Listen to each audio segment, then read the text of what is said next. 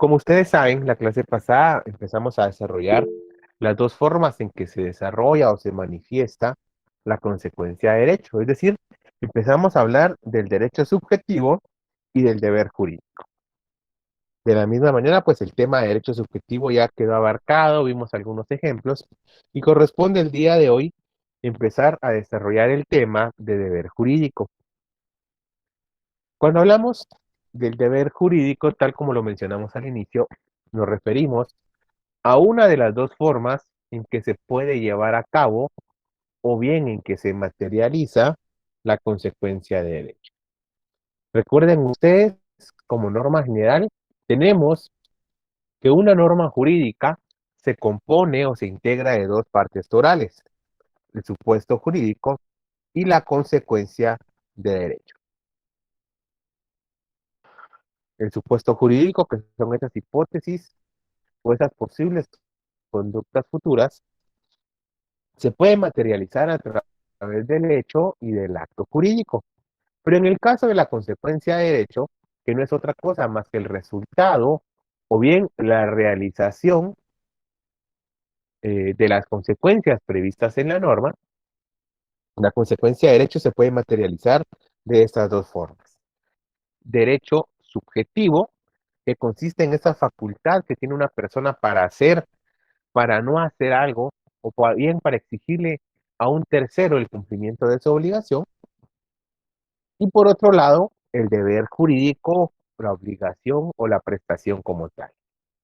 Cuando hablamos del deber jurídico, estamos hablando precisamente de esa obligación impuesta en la norma jurídica de realizar determinada conducta. ¿Sí? Esa conducta puede consistir en hacer o no hacer algo. García Maínez define el deber jurídico como aquella restricción de la libertad exterior de una persona, derivada de la facultad concedida a otra u otras de exigir de la primera cierta conducta positiva o bien cierta conducta negativa. Eso quiere decir entonces que el deber jurídico como tal son aquellos derechos que adquiere una persona derivados de disposiciones del derecho objetivo. ¿Qué quiere decir esto? Que el deber jurídico siempre y necesariamente va a tener su fundamento o su origen en lo que es la norma objetiva. No podemos hablar de un deber jurídico, de una obligación, sin que ésta no esté contenida y prevista previamente en la ley. ¿Qué quiere decir eso? Que a nosotros no nos pueden exigir el cumplimiento de determinada prestación o realizar determinada conducta o entregar algo si la ley así no lo establece previamente. Eso quiere decir que ese es un requisito sine qua non y de importancia ineludible, toda vez que el deber jurídico debe encontrarse contenido en la ley. ¿Sí? El día de mañana no podría venir el Estado a exigirles a ustedes que paguen el 20% de IVA, porque la ley únicamente está regulando y está estableciendo que se pague el 12%. Ya, si la ley fuera reformada y efectivamente la cuota o el porcentaje del IVA asciende al 20%, pues será otro tema. A lo que nos queremos referir es que todo deber jurídico debe necesariamente tener su fundamento o su origen en una ley previa que lo establece. Hasta acá, ¿hay alguna duda? ¿Hay alguna pregunta?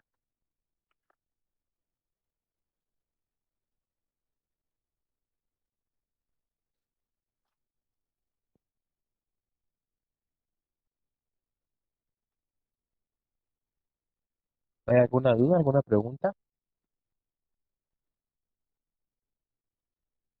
Solo como algún tipo de ejemplo de eso. ¿De cuál, Gerson? ¿De cuál, Gerson? Es que, bueno, yo estaba leyendo un libro que dice de lo del deber jurídico, que Ajá, dice consiste en la necesidad de observar cierto comportamiento que viene impuesto por las normas reguladoras de la relación o persona que intervienen en él. Y ajá. da ejemplos como el de votar. El votar El será un votar derecho, será será un una derecho, obligación. será una obligación.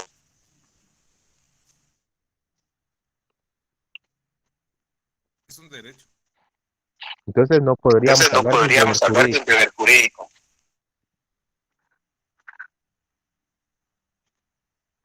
Permítanme. Pero, Vean, lo que tenemos que tener en cuenta siempre y necesariamente es que el derecho es enteramente bilateral. El derecho es imperatributivo. Así como establece derechos, establece obligaciones que le son correlativas. ¿Qué quiere decir esto? Que lo que para un sujeto de la relación o del negocio jurídico es un derecho, ese derecho para otra persona que se encuentra frente a él o del otro lado de la relación jurídica se convierte en una obligación. ¿Sí? Si Gerson vende una casa, lo que es un derecho para Gerson, que es el vendedor de la casa, será una obligación para el comprador. Y lo que será un derecho para el comprador será una obligación para Gerson en el mismo momento. De esa cuenta, amigos, el votar como tal no es un deber jurídico, ¿sí? No tenemos que confundir el deber jurídico con aquellos actos que la ley nos impone y que nosotros pues en algún momento tengamos que cumplir por algún deber ético o por algún deber de otra naturaleza. En el caso de Guatemala, el derecho al voto, o sea, ese derecho a elegir y ser electo, es un derecho subjetivo, público, regulado para los guatemaltecos, ya que es un derecho que nosotros tenemos frente al Estado. Ahora bien, ¿cuál podría ser entonces un ejemplo de deber jurídico?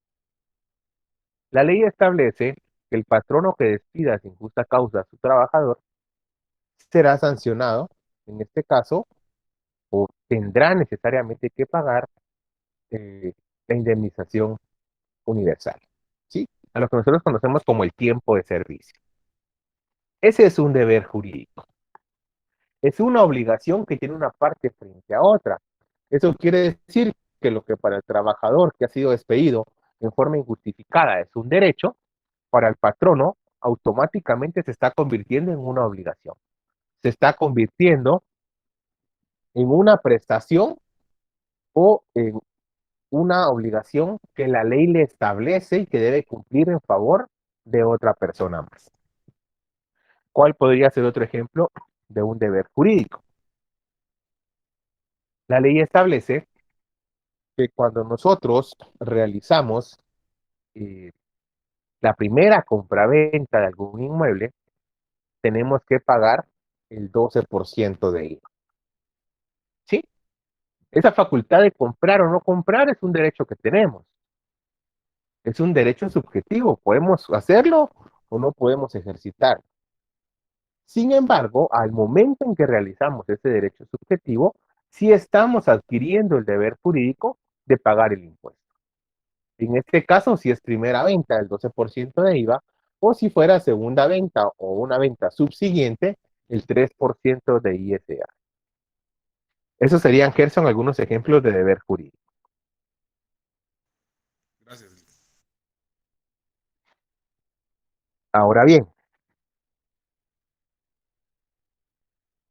recordemos que García Márquez nos dice que es la restricción que se da a la libertad exterior de una persona. Luego nos dice que esa restricción es impuesta por una ley. Es una ley la que lo permite. ¿Qué quiere decir esto? Que como ustedes saben, el Estado es el único que puede crear normas. Normas que van a ser de cumplimiento y observancia obligatoria. De esa cuenta, solo es el Estado quien puede regular la conducta del hombre en sociedad. Solo son las leyes del Estado las que nosotros estamos obligados a dar estricto cumplimiento.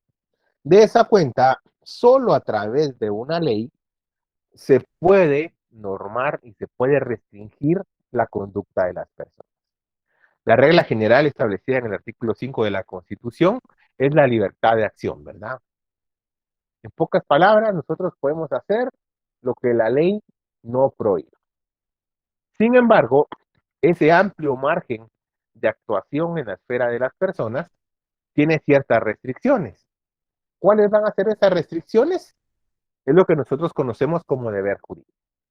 ¿Sí? Esas limitaciones que existen en este caso a la libertad de las personas es lo que nosotros conocemos como deber jurídico. Por eso se dice que mientras más deberes jurídicos imponga una norma, más se va reduciendo el ámbito o la esfera libre de actuación de la persona. Ahora bien, ese deber jurídico ha tenido pues cierta evolución, ¿verdad? En un primer momento se consideraba un deber religioso que consistía en el acatamiento pleno y profundo eh, de las normas establecidas por un ser superior, por un ser divino. Ese deber religioso se sustentaba en la salvación de las almas y en la vida no terrenal, ¿verdad? Con el paso del tiempo, ese deber religioso que era exigido e impuesto por un ser superior o un ser divino, pasó a ser un deber ético, es decir, un deber que tenían los hombres frente a la ley natural. Ese deber religioso y ese deber ético, con el paso del tiempo, se convierte en un deber moral, en un deber de conciencia, en un deber en que la persona se exigía a ella misma el cumplimiento de determinadas prestaciones. Ya, obviamente, pues aquí hay una plena coincidencia entre los deberes relativos a la ley moral y las leyes de carácter jurídico, ¿sí? Hasta cierto punto, ustedes lo ven materializado, por ejemplo, en materia penal, porque todo lo que era bueno, todo lo que era malo, lo que era permitido y lo que era prohibido, era lo mismo. Es decir, existió cierta confusión, no existió un límite entre lo que era un delito o lo que era ilícito y aquello que moralmente estaba prohibido. ¿Sí?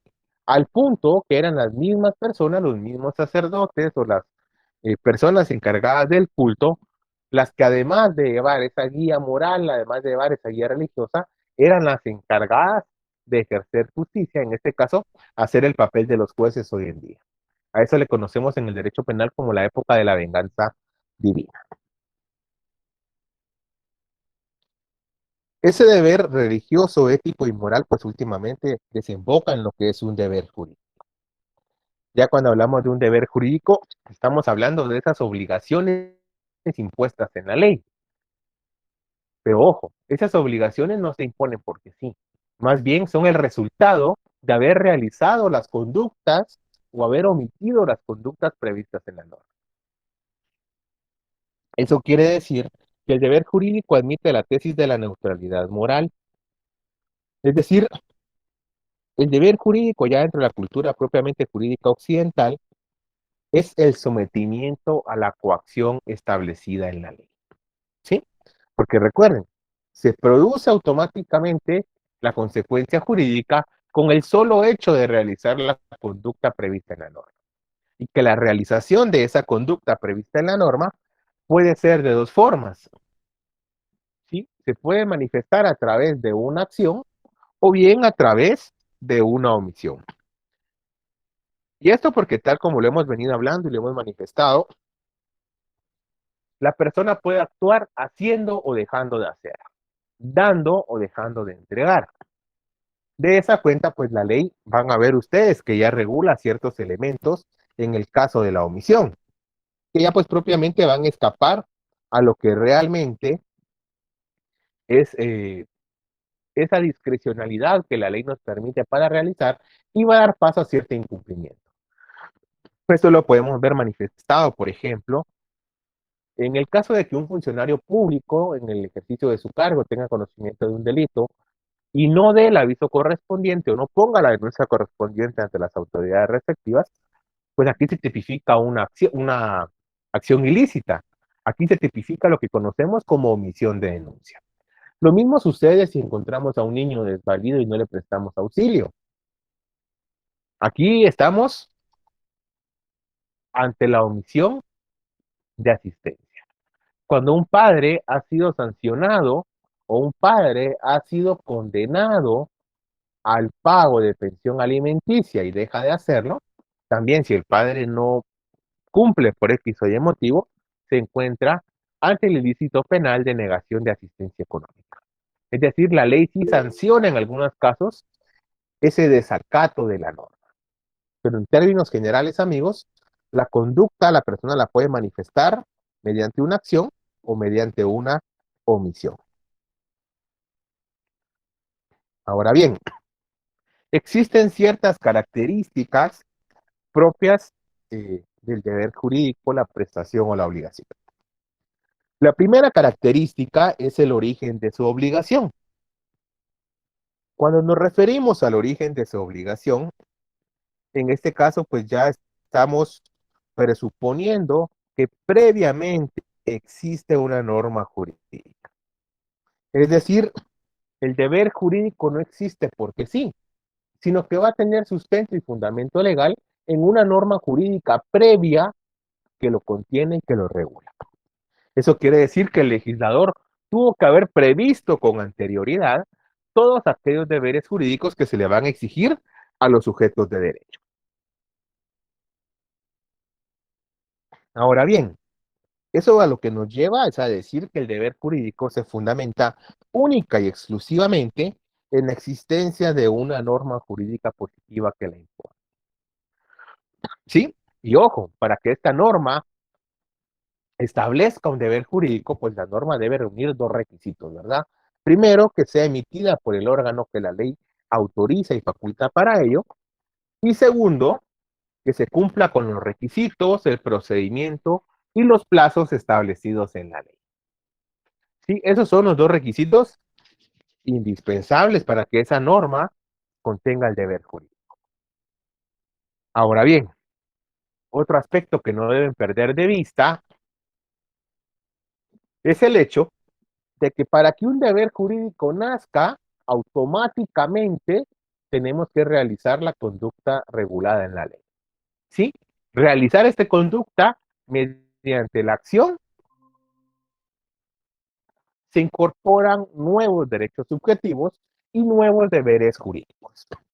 Eso lo que quiere decir es que mientras más amplio es el campo normativo que se le imponga a una persona, menor va a ser su grado de discrecionalidad para poder actuar. Es decir, que mientras más conductas regulemos y contemplemos en la ley, mientras más obligaciones se establezcan para que una persona deba cumplir, menor va a ser la esfera de su actuación. Es decir, su libertad se va a encontrar cada vez más restringida, porque únicamente va a poder ir haciendo aquellas conductas o va a poder dejar de hacer aquellas conductas que no se encuentren contenidas en la ley. Pero las que la ley le exija su cumplimiento, debe hacerlo independientemente de su voluntad. También se dice eh,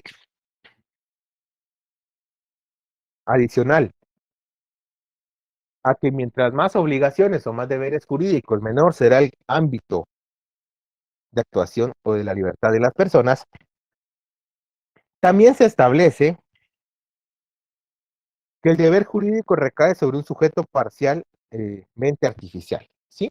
Recuerden que obviamente pues la ley aplica para todos, pero si yo no soy el sujeto destinatario de la ley, yo no tengo que cumplir esa obligación. Es decir, si yo no soy patrono, yo no tengo que cumplir los deberes jurídicos del patrono. Si yo no soy padre, no tengo que cumplir los deberes jurídicos propios del padre.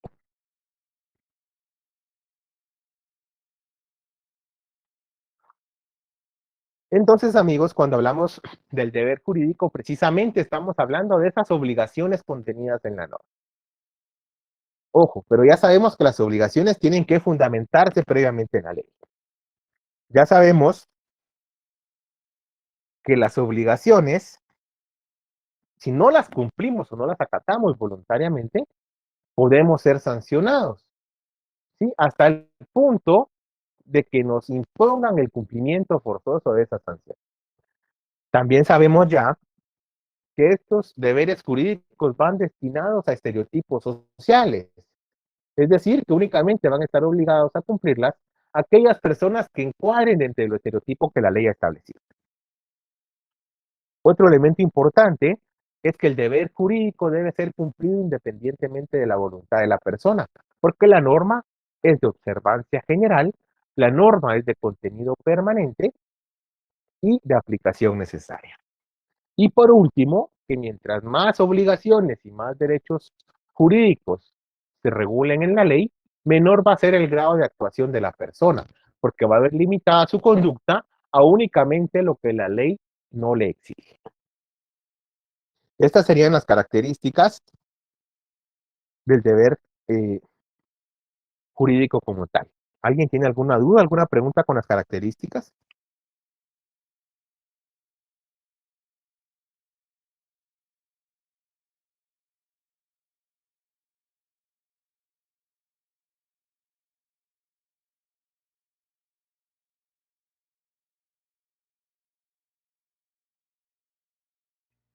Por mi parte no, licenciado, gracias.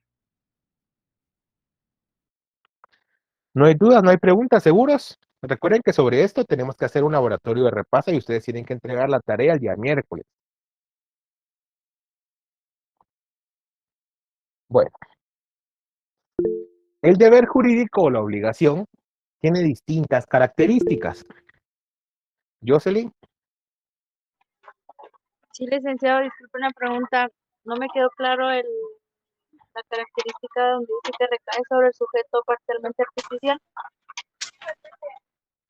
lo que pasa, Jocelyn, es que la ley no va a regular que Jocelyn Méndez tiene que cumplir con tal circunstancia, que Luis López tiene que cumplir con tal otra. La ley no puede regular cada caso en específico. La ley tiene que ser general. La ley tiene que estar abierta a distintos segmentos o a todos los segmentos de la población en su caso. De esa cuenta no se puede dirigir a sujetos concretamente identificados. Es por eso que la ley lo que hace es valerse de estereotipos sociales, en los cuales pues pueda encuadrarse diferentes personas o grandes segmentos de la población. Y por eso te ponía el ejemplo. La ley no dice el ministro de Salud, el ministro de Educación, no dice el director de la Policía Nacional Civil, no dice, por ejemplo, el presidente del organismo judicial. Cuando la ley habla sobre la responsabilidad, habla sobre los funcionarios públicos en general. Todo aquel que se encuentre bajo ese paraguas de funcionario público tiene que cumplir las obligaciones de los funcionarios públicos. Sí, habrán casos donde estos estereotipos van a ser eh, para segmentos un poquito más definidos o un poquito más específicos, pero aún así, dentro de ese segmento, por muy definido que sea, va a entrar un buen segmento de la población. Eso quiere decir que la norma no puede estar prevista para cada uno de los habitantes concretamente, sino que por el contrario utiliza estos estereotipos sociales para poder regular estas conductas. De esa cuenta habla de patrono, trabajadores en general. Sí, no habla del patrono de tal empresa, del trabajador de tal otra, no. Habla de todas aquellas personas que sean patronos o todas aquellas personas que sean trabajadores. De igual manera, la ley dice que los menores de edad, por ejemplo, pueden contratar su trabajo y nos da los casos específicos en que se puede. Pero no habla de Juanito, no habla de Luisito, sino habla de toda esa gama de menores de edad que pueden encuadrarse en ese estereotipo.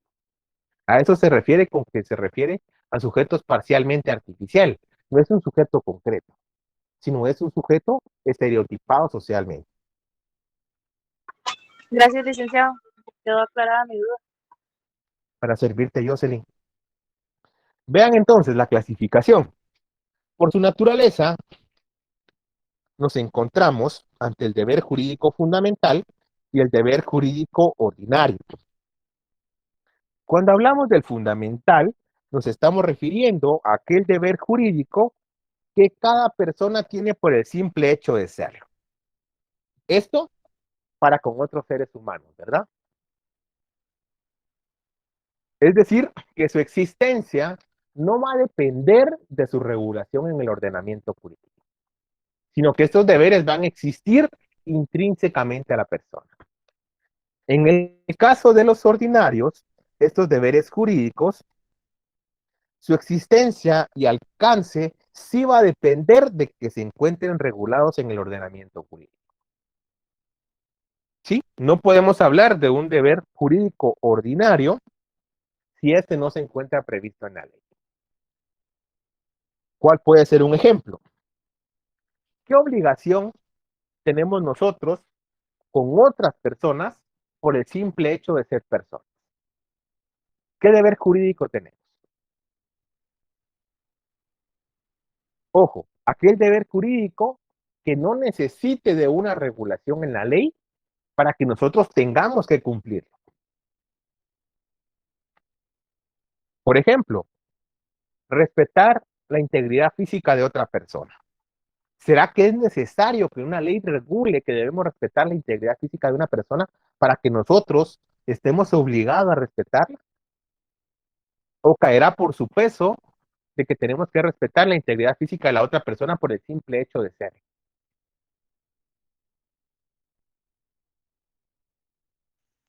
Por el simple hecho de ser una persona hay que respetarlo.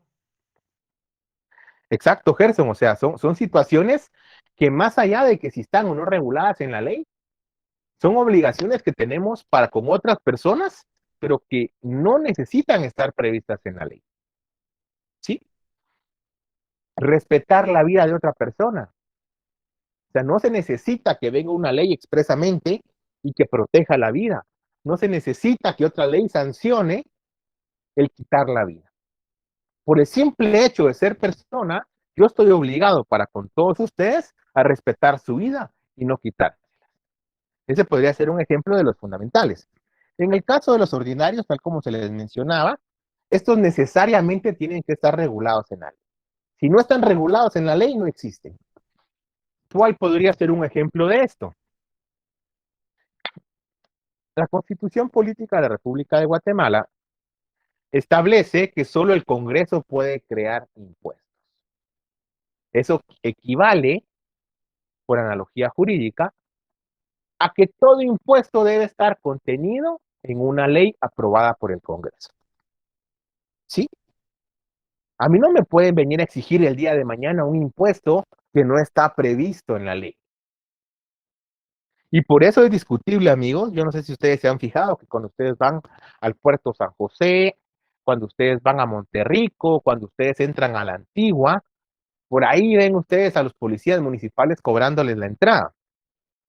¿Se han percatado de eso? Sí. Vean, ¿y cuántos de ustedes lo pagan?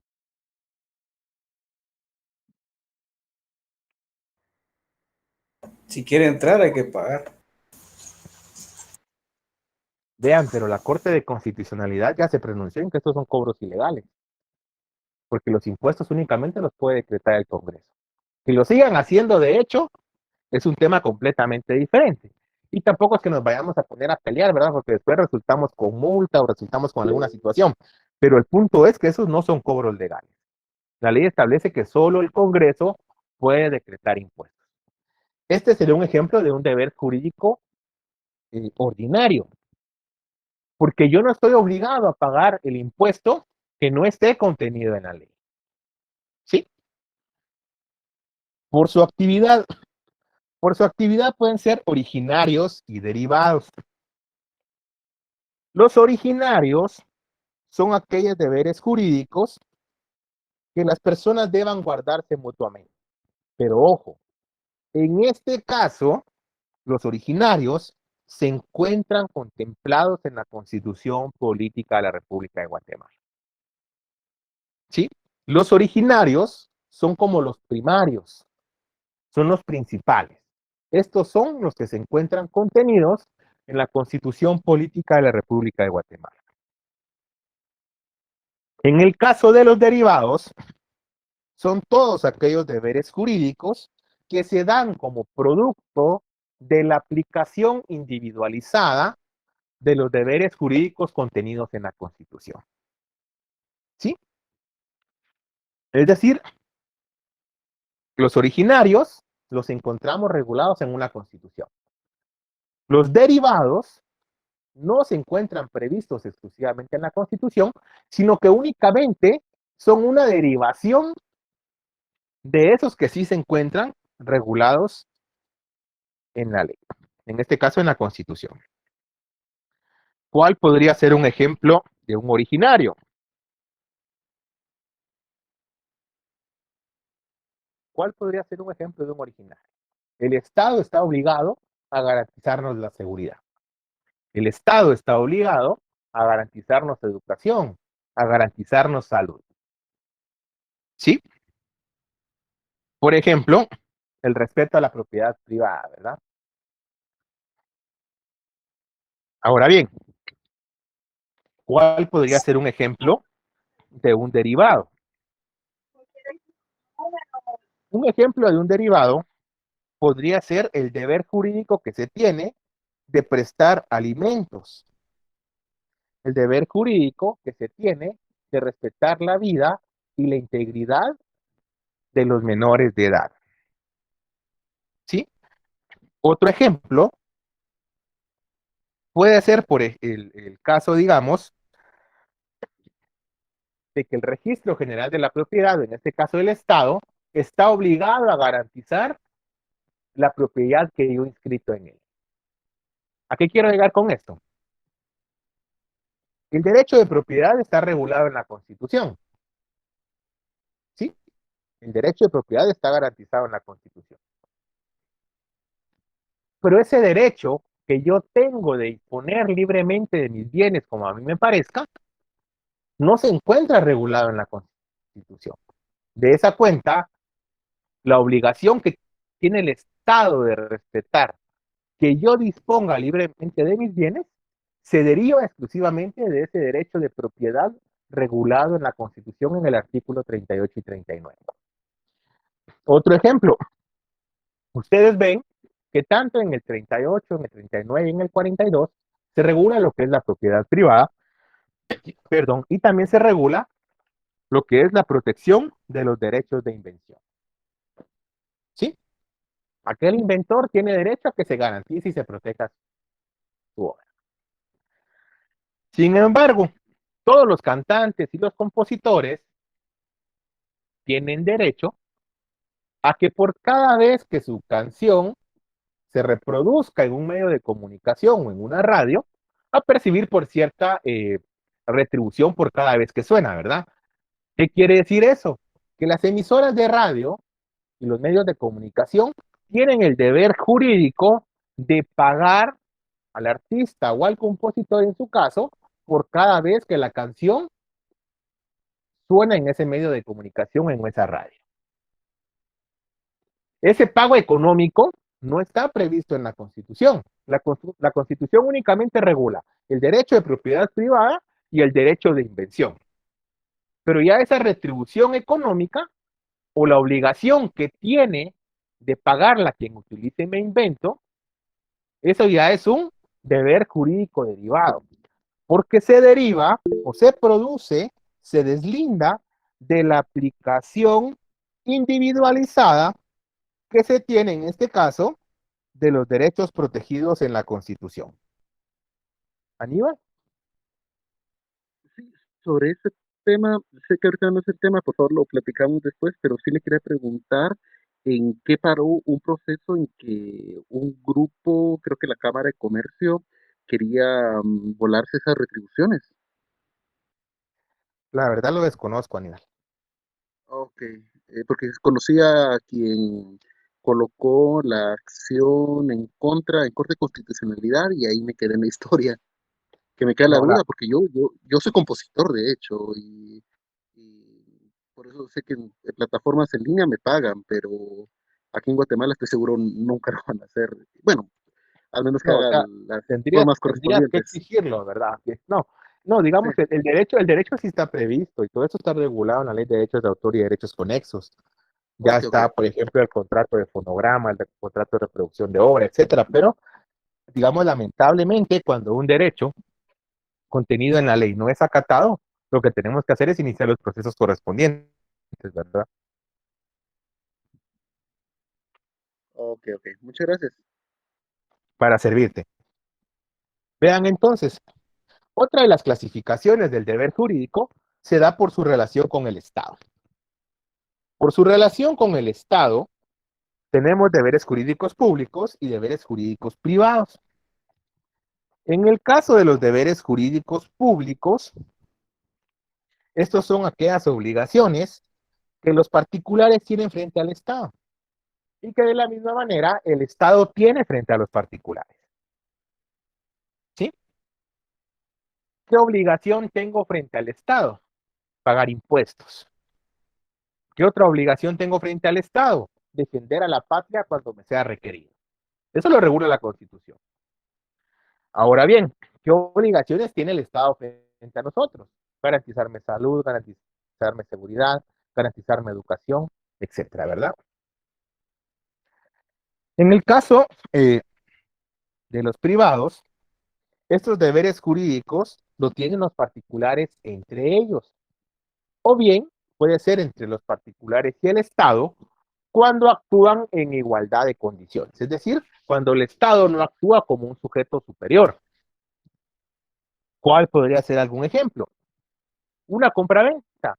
Si yo voy a comprar un vehículo, supónganse que yo le voy a comprar un vehículo a Luis, ahí solo está interviniendo particulares, porque yo no soy Estado ni Luis es Estado. Otro caso, imagínense ustedes que Nelson le fuera a alquilar un edificio al Estado para que funcione en oficinas. En esa relación con el Estado, están actuando en igualdad de condiciones, porque Nelson está dando un bien a cambio de una renta, ¿sí? Pero están actuando en igualdad de condiciones, no es que el Estado se esté imponiendo. Ese podría ser un ejemplo de deber jurídico privado, porque en el caso de la compraventa, tanto vendedor como comprador tienen obligaciones. ¿Cuál será la obligación del comprador? El comprador está obligado a entregar el dinero en el modo y en la forma pactada. ¿Cuál será la obligación del vendedor? Entregar el bien, ¿verdad? En el caso del arrendamiento al Estado, Nelson tendrá la obligación de entregarle al Estado el edificio en perfectas condiciones para su uso y permitirles el libre uso durante el tiempo pactado. Y el Estado estará obligado a pagarle la renta que acordaron en el tiempo establecido.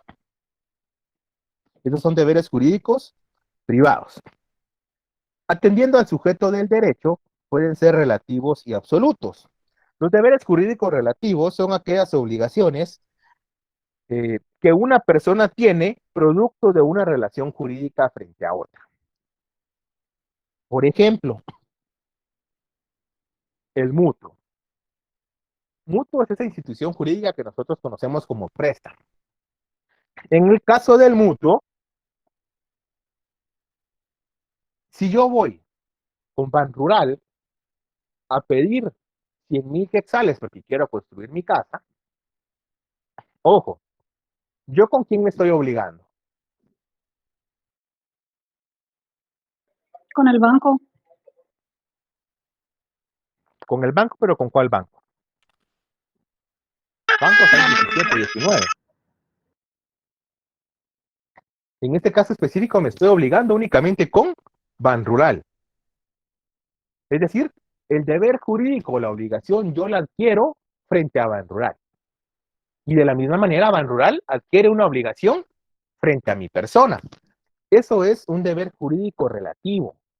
Es decir, hay una relación jurídica donde hay dos partes, pero en este caso, las partes se encuentran plenamente identificadas.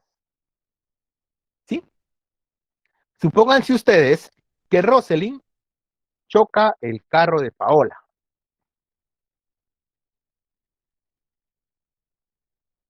En este caso que Rosalind le chocó el carro a Paola, ¿quién está obligada a componer el vehículo? Sería de mi parte. Serías tú, Rosalind. O sea, no va a tener que pagar ni César Eduardo, no va a tener que pagar Manuel, no va a tener que pagar Gerson, Nelson, nadie más. O sea, solo tú. Eso es un deber jurídico relativo, porque los dos sujetos se encuentran debidamente identificados. En el caso del deber jurídico absoluto.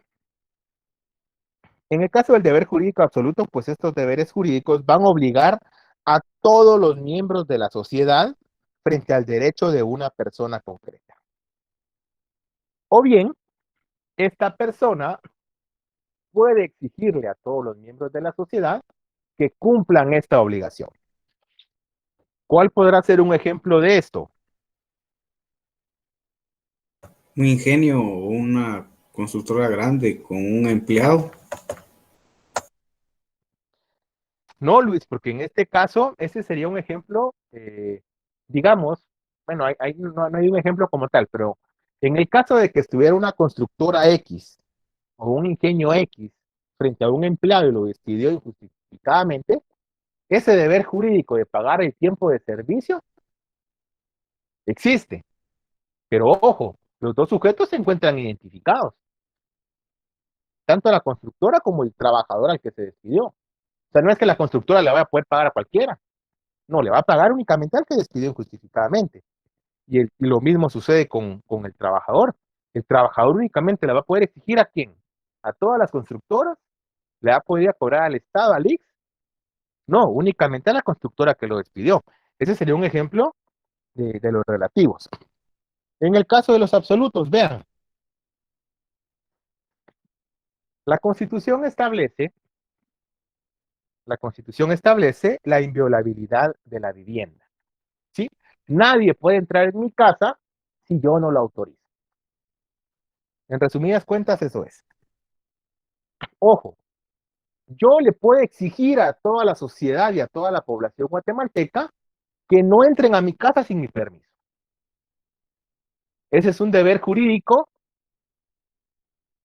absoluto.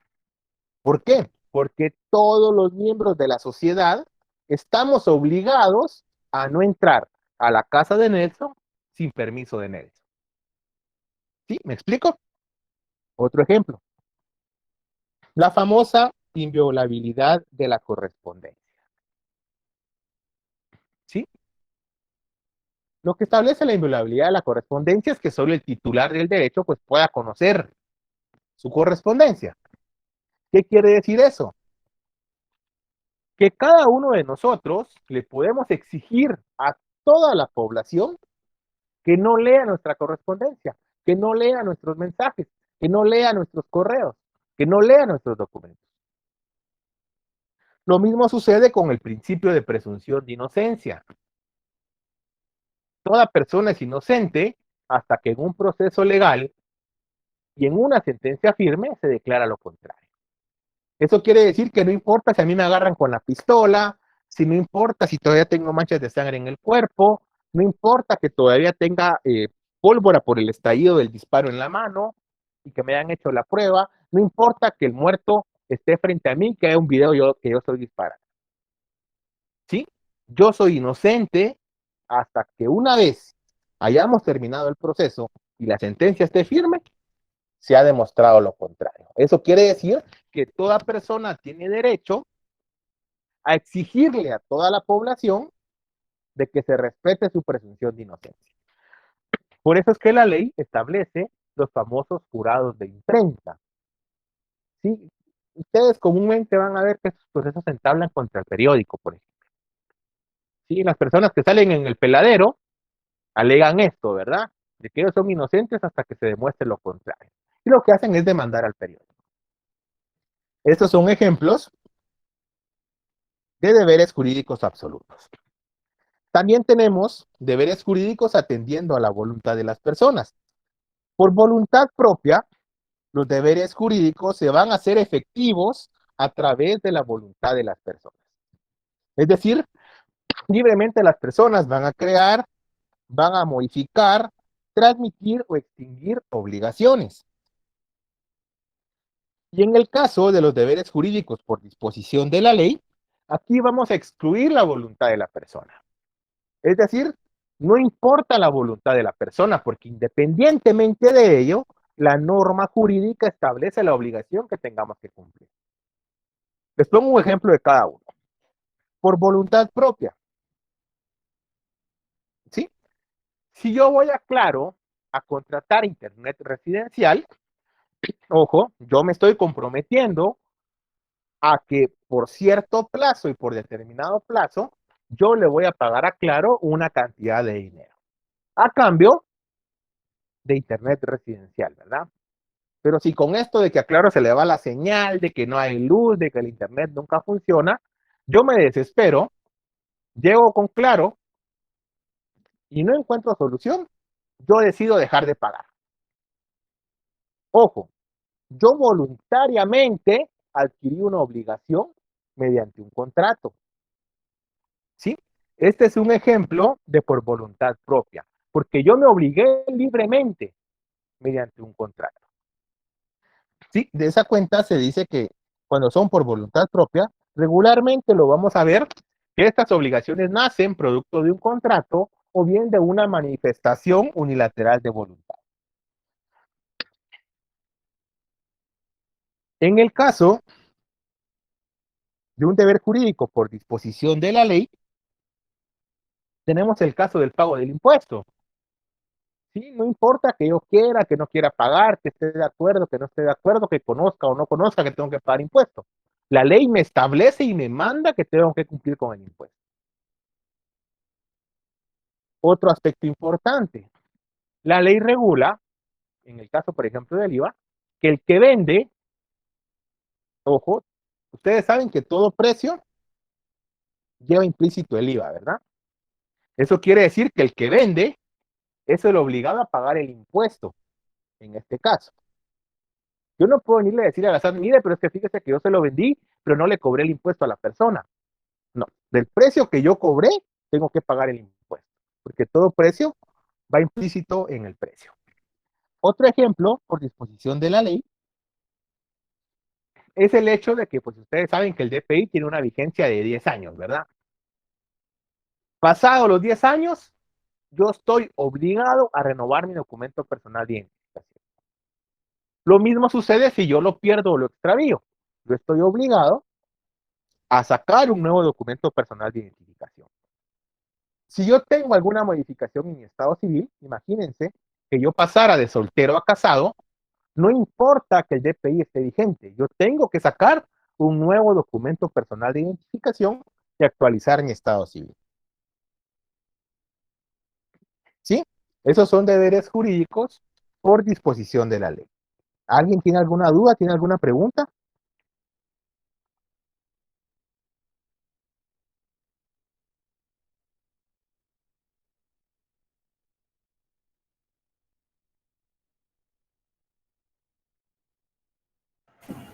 Lick, yo tengo una duda con respecto a eso que dijo del DPI. O sea, obviamente uno tiene un tiempo de vigencia. No, pero primero estamos hablando de las dudas de la clase, de los temas que vimos. ¿Alguien tiene alguna duda, alguna pregunta? Les pregunto porque el miércoles yo al terminar la clase le subo el laboratorio a Claro y se lo envío al grupo de WhatsApp. Entonces ya el miércoles tendríamos que entregar ese laboratorio.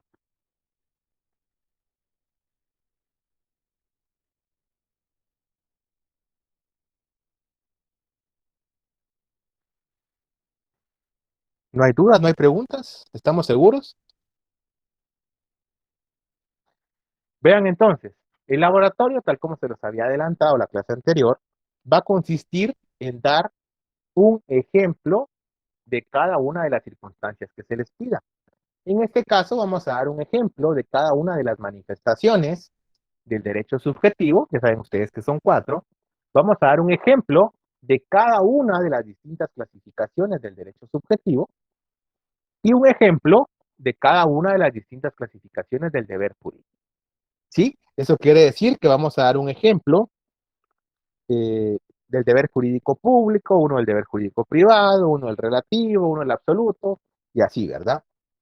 Esto se va a realizar a mano. Ya en el documento que les voy a compartir en unos momentos, ustedes van a encontrar cuándo deben enviarlo, hasta qué hora lo pueden enviar. En este caso, pues como se debe realizar a mano, tienen que acompañar imagen, escáner o foto del laboratorio y les dice cuáles son los demás requisitos de entrega. ¿Sí? Vamos a tener hasta el día miércoles a medianoche para poderlo enviar. ¿Alguien tiene alguna duda con la tarea o con los dos temas que van a ser objeto del laboratorio? Lick, a mí me quedó duda sobre los fundamentales y los ordinarios. ¿Me podría dar un ejemplo? ¿Cuál es la duda, Rosalind? Porque ejemplos ya dimos. Es que copié un ejemplo, pero creo que lo copié mal, lo copié en donde no era, entonces me quedó la duda de eso porque yo puse, o sea, en el ordinario, de, por ejemplo, el ejemplo que usted dio, el respeto a la integridad de una persona, pero no sé si era ese el ejemplo del No, ordinario o era el ese es fundamental. fundamental. Ya. Ese es el fundamental, porque el fundamental es aquel deber jurídico que tiene una persona frente a otra, independientemente de que esté contenida en una ley o no. O sea, eso quiere decir que no necesita una regulación jurídica para que la persona esté obligada a cumplirlo. Y por eso hablábamos del deber jurídico de respetar la vida, el deber jurídico de respetar la integridad de otra persona. Cuando hablamos ya de los ordinarios, nos estamos refiriendo a que el requisito necesario para los ordinarios es que estén regulados en una ley. Es decir, que el Estado los haya reconocido a través de una norma jurídica. Y en este caso nosotros poníamos el hecho de pagar impuestos, ¿verdad? Porque yo no estoy obligado a pagar impuestos si no está previsto en una ley previa. ¿Sí? Otro ejemplo. Las personas, esto lo establece el artículo 10 y 12 de la Constitución. Las personas están obligadas a acatar las conductas previstas en la ley. Es decir, yo no puedo cometer un delito o no puedo realizar una conducta ilícita que no esté previamente establecida en la ley. El Estado a mí no me puede exigir algo que previamente no haya regulado. ¿Sí? A eso le llamamos principio de legalidad. Ese sería un ejemplo de un ordinario. Ok, ya. Gracias, Lick. Gracias, Rosalind. Y vean, otro aspecto que tengo que dejar claro es que en el laboratorio que ustedes van a realizar, obviamente vamos a tener que dar ejemplos distintos a los dados en clase, ¿verdad? Distintos a los dados en clase. Si no, pues obviamente no habría ninguna razón de dejar laboratorio para que únicamente plasmemos los mismos ejemplos. ¿No hay dudas? ¿No hay preguntas?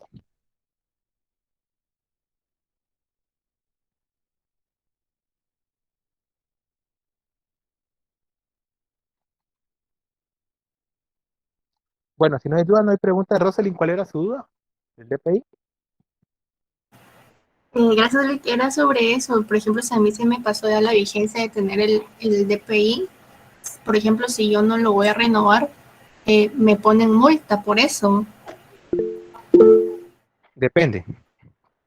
Depende. Yo creo que más allá de que si te ponen multa o no te ponen multa, aquí lo importante es, digamos, que alguna de las partes que pueda salir favorecida por el hecho que todavía esté un DPI que no esté vigente, es que pueda instar la nulidad de un acto. Eso sería, digamos, como lo más concreto. Si hay multa, si tú te pasas, digamos, eh, no recuerdo ahorita cuál es el tiempo que te dan ellos como de gracia para que renueves, pero creo que es un mes después del vencimiento. Si no, si te imponen la multa, pero no recuerdo ahorita el monto de la multa. No recuerdo, son 25 o 50 quetzales Gracias, Lick. para servirte.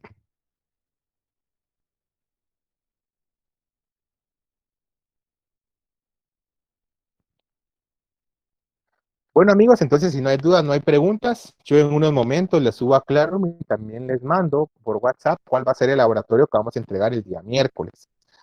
Para mí ha sido un gusto compartir con ustedes. Las notas, primero Dios, la semana que viene las vamos a poder subir ya a la plataforma.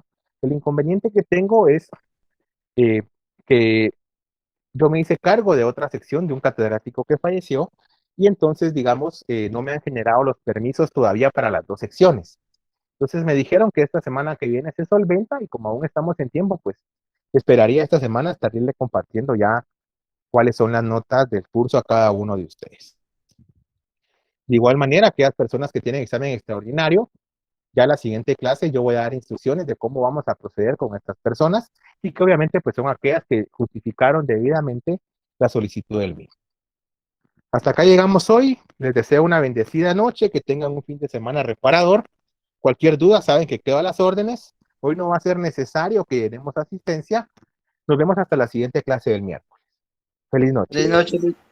Gracias, Lick. Gracias, Lick.